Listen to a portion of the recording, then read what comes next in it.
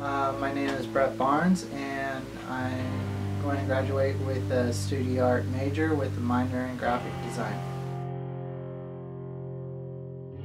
Growing up, I never really had my faith in my family, and when I came, our first started CSF my junior year, I believe, that's where Jesus impacted my world a lot. Like, he was able to just step into my life at the right moment and where I needed it most. From there on, I needed that in my life, and I'm just thankful to find a group of people where I can connect. Just start talking to some of the others and just get involved with CSF any way possible, whether it's men's groups or just talking to them at CSF. I wish I would have known that early on so I could even grow further in my faith. I plan on marrying a certain someone. After that, we plan on moving to Omaha and just starting our life there. And I plan on going into firefighting school, and who knows where I'll go from there. Hey y'all, I'm Kayla Glinsmann. I'm graduating with elementary ed and mild moderate special ed K through 6. So one moment that I remember in particular in CSF was in Cincinnati, Ohio, on this past mission trip. God just really worked in me and showed me to step out of my comfort zone and get to know people, and that really pushed me, but it was extremely great for me at the same time. I started my junior year in CSF, and so I just wish that I would have known about it sooner and would have known about my faith sooner and to get more involved in stuff sooner, because that's where I really built that foundation of my relationship with Christ, is with my small group, because CSF is so large, and then they have the small groups, which is awesome, and so you can actually get to know more people and build more of a community. I don't know, I guess I would just tell people not to let Satan defeat them, and because I battled with that a lot through my course of CSF, and trying to get Satan out of me and not letting him control my thoughts of people not liking me, or people don't want me in CSF, and that kind of stopped me a couple times from going. So I just think letting people know that Satan doesn't have to control you. Okay, well, my next step is student teaching, of course, next semester. Haven't got the official placement yet, so just waiting on that. But then after that, I'm hoping to be around the Kearney, Grand Island area, Tri-City area. My name is Sara Ambrose, and I'll be graduating with a degree in math education.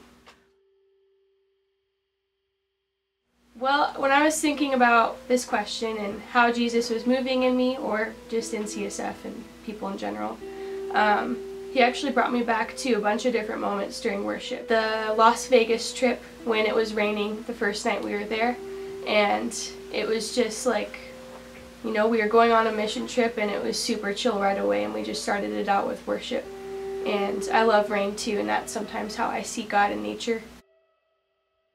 And there was another time actually in Las Vegas where Nick was singing "Your Love Is Strong," and so there's the part that goes, I walk out the window and stare at the flowers, better dressed than any girl on her wedding day. And we had all of these bouquets of flowers to give out to people, and as those lyrics were being sung, I was handing out flowers, and other people were, to prostitutes and to drug dealers, and it just really touched their heart. But God totally had that orchestrated to happen at the same time, and it was just a moment where I was that's so you, God, you would do that. So that was awesome. I kind of came into college with broken friendships and broken relationships, And I knew that I needed a church, I needed a family and a community. And so I hungered for that right away. And CSF was really the first time I ever experienced what church community and family is like, and I'm forever grateful for that. Coming in with broken friendships, I really hungered for friendships, and people continued to let me down. And just because people are human and they make mistakes and they're going to hurt you sometimes. And that happened within CSF, that happened within other church families, and each time I loved harder, and each time I was broken harder. And I think one thing God taught me through that is that if your hope is in anyone other than Jesus, if your trust is in anyone other than Jesus, you're going to be disappointed and you're going to be let down. And it's not that you shouldn't trust people, but it's that if your trust is found in people, you're just going to be let down because they're not God, and only God can fulfill that. Other than that, yeah, I just say appreciate who God is in whatever period of life you're in, because kind of like what I said earlier, God is faithful and people aren't always going to be.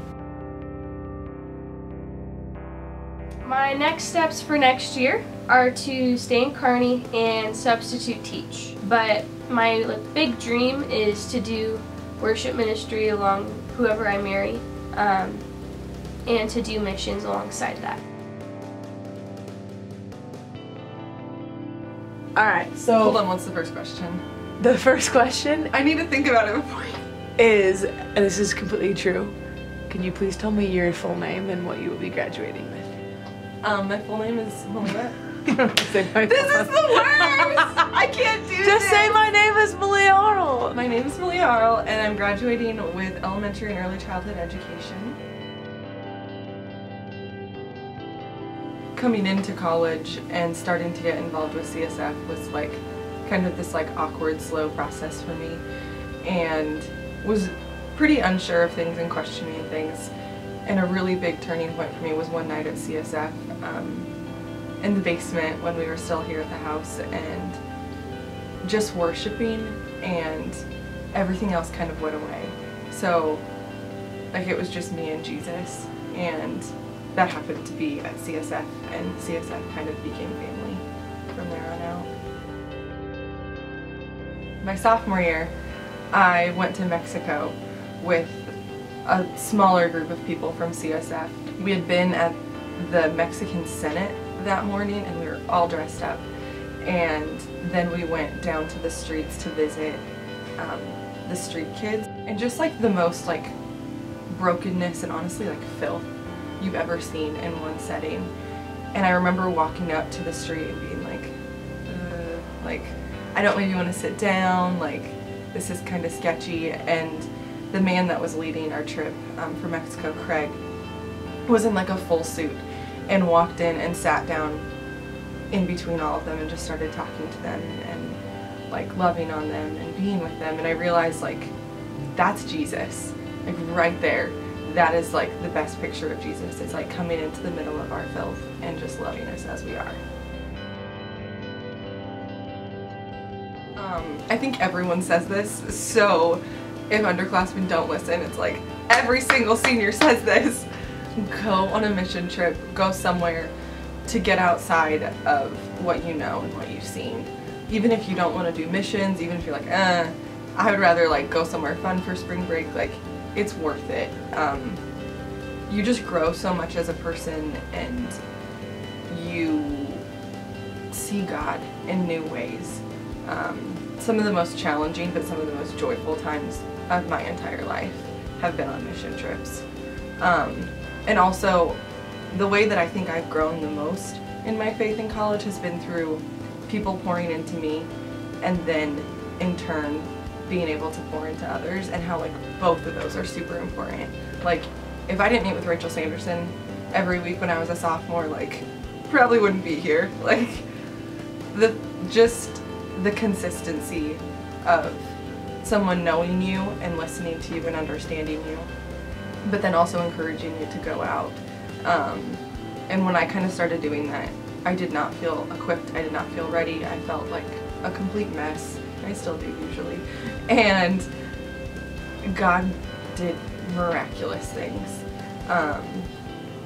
And I can honestly say that any girls that I've had the privilege of like pouring into, I can almost guarantee that I've learned more and grown more in those situations than they have, just because it challenges me so much and it makes you so reliant on God. The first mission trip I went on, we did a lot of ministry with the homeless, and we went across town one night and we were eating dinner with them, and so we like got in line and got the hot dogs too and stuff. And so I was like walking with my hot dog, and this lady comes up to me and like rubs my back, and she's like, "Sweetie, do you want a care package?" It's like, the care packages were for the homeless people, and people joke that I like wear big sweaters and don't brush my hair, but I was in the midst of like a surplus of actually homeless people, and they tried to give me a toothbrush and some soap. So that's kind of stuck with me for 4 years. I literally had someone come up to me that I didn't know and was like, "Did you hear about that girl on the mission trip who got mistaken for a homeless person?" That's me.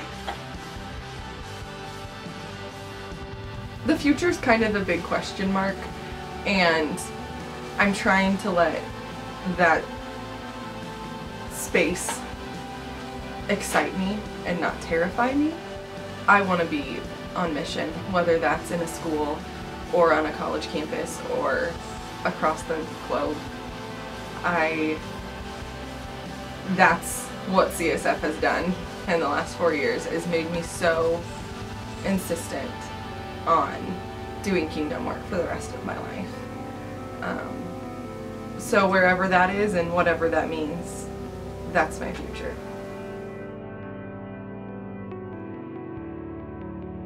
The good thing is this is all on film. Oh shoot! I thought you hadn't hit record yet. My name is Cacia Lyon. Okay, sorry. No, it's good. I get it. Okay. My name is Cacia Lyon, and I'm a senior, and I'm graduating with Organizational and Relational Communication. A moment that Jesus was really moving in me was actually my sophomore year of college, and CSF said that they were going on a mission trip to Kentucky, and I was really nervous. My freshman year I hadn't really gotten involved in like CSF or like any group like that, and I really wanted to, and so I kind of knew the people, but I was nervous because I really didn't. Actually like crying before I was leaving. And I was an RA at the time, and one of my residents, she was like, "Get it together, like let's go." I was like, okay. So we like go and we like get on the van, and it was actually a ton of fun. But at the time I was like really dealing with like insecurities about myself, and I hadn't, I mean I had, but I hadn't really ever, I don't think that it had ever really been that strong. And so I like just really wasn't like secure in who I was. And we went to the elementary school like the second or third day. And when I went there was like little kindergartners and first graders, and Merida, the movie, was really big. And the girls started calling me Princess Merida, and I was like, "No, I'm not Princess Merida, like not that at all." And they were like, "It's okay, we'll keep your secret hidden. It's fine." Like they were like reassuring me they would tell no one that I was Princess Merida. So when I would like ask them to do something, they'd be like, "Yes, Princess Merida," and they would like say all these things to me, and it just made me feel so cool. Even though they were kindergartners and first graders, it was so simple, but it made me feel like so much better in myself. And I really just like from that moment on, it's like it was a struggle at first, but it's like gotten to the point where I'm now like thank you, like saying thank you for like how God has made me, and He did that through little kids, and I don't know, it's just the coolest thing ever. I don't know if I've seen the movie though. Princess Merida? Huh. Oh my gosh, it's so cool. Is it? Okay, yeah. Is it like a Disney or? Yeah, I don't know if it's a Disney movie, but it's like the first movie that like makes redheads cool. Like Brave, right? Yeah. Oh, and Brave. But I think, wait, is that the movie? Yeah. Brave. Oh, it's called Brave. Okay, that's It's why not I was so called confused. Thanks, Anna. I had seen the movie before I went, and I was like, this movie is awesome, and everyone's like, "You only think it's awesome because you're a redhead." I'm like, what's wrong with that? Like, every other movie, I'm a nerd who has a mouth guard. Like, This one, I'm fighting bears. Like, and I thought it was the coolest thing ever. So, as a freshman, I wish I would have just taken that leap of faith and just wish I would have gotten involved right away. Like my entire freshman year, like we kind of went a couple times with some of my friends. Like when CSF was at the house here, we'd like come, and it was more or less, I don't know, like I said, it was more or less a social thing. And so then they just kind of stopped coming. I just kind of stopped coming because I didn't really make connections with anyone. I didn't take the opportunity to put myself out there. And what I would say to freshmen is like, take the opportunity to get involved, like take the opportunity to make friends, because I've seen like how these people have like grown close together over the years, and like how their faith has just grown so much. And I wish that instead of like my own insecurities and my own selfishness of not getting involved, like I wish I would have gotten involved. That's a really big question. I'm a planner, so my life isn't exactly planned out right now, and that makes me really anxious. That's okay though, that's really okay. Brett and I would still like to move to Omaha because I want to pursue my master's degree. I'm getting married in July, so that's where Brett comes into play. I'm really excited. That's the one thing in my life that's planned right now, but that's a good thing, so. My name is Joey Isaacson. My degree... I am not good at this! You got this, you'll be fine. Ah! My name is Joey Isaacson. My degree is in construction management. Basically, I came to college not knowing what I was going to do or why I was there. And throughout the years, I've learned that I've gained so much more than just education. Right now, I'm stronger in my faith than I ever have been, and I continue to grow every day. The biggest thing for me that helped me grow my faith was just getting involved with like Bible studies, just a group of just men, and men talking about their feelings, which doesn't happen on an everyday basis, but it's definitely life-changing, and it can help you grow in your faith and help those that are also in it grow too. I've ripped my pants to Halloween Yeah, I pants. forgot about that. Dang it. That was good. Was that freshman year? I just had to drop it like it was hot. Next thing for me in life is that I got an internship in Lincoln for the summer, and hopefully a job there afterward. It's at Houseman Construction, and I guess we'll see how that goes, and I'll be graduating in August.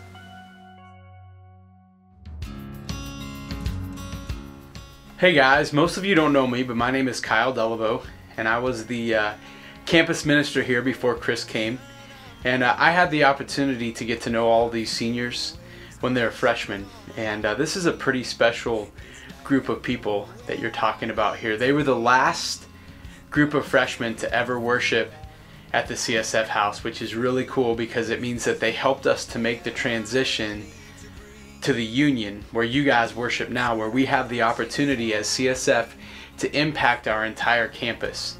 And a lot of you young folks, you might know, but you probably don't understand what a difficult transition it was and how much work so many of these people put in so that you could have the experience that you have now. And so the other thing that happened with this group of seniors is that they were freshmen during a time that my wife and I made a journey to Ukraine to adopt a young girl with Down syndrome. And these freshmen were part of holding down the fort the entire time that we were gone. I was gone for 6 weeks, and they kept the momentum going along with Kelly and Rachel and a bunch of other great student leaders. But it's for that reason that I just wanted to take a minute and I wanted to record a little video just to say thank you. Because you seniors, you've impacted my life deeply, and I believe that you have made a difference on this campus here at UNK, whether it be the Stand for Freedom events that you've done, whether it's moving CSF to the Union. All of the things that you have been part of have been incredibly special, and so thank you from me. Thank you on behalf of everyone here, I think. And I just want to say that I'm excited to see what God is going to do with all of you in the future. I can't wait to see all of the kingdom happenings, all the amazing kingdom work that's going to be done through you guys. I just want to wish you well. Thank you so much again. I just want to pray for you really quick. Heavenly Father, I thank you so much for this group of seniors. God, I thank you for all that they've done. I thank you for the special, how special they've been in my life, God, and in the life of my family. God, I just pray that you would continue to bless them, continue to use them, God, that your kingdom might be grown through their passion, through their giftings, God. We just lift them up to you now in Jesus' name.